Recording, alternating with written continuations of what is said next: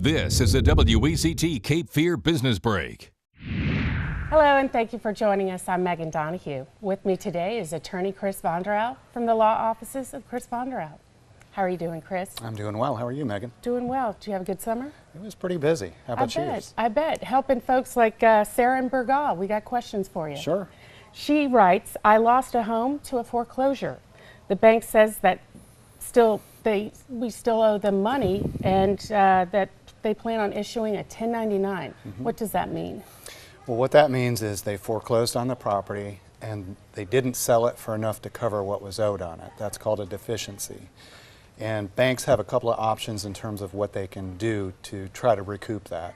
One is they can sue that person, get a judgment, and then pursue them to try to collect. Another one, which I think is almost worse, is they issue a 1099 to the IRS, basically saying we've forgiven, let's say, $50,000 worth of debt. Then you owe taxes on that money that was forgiven.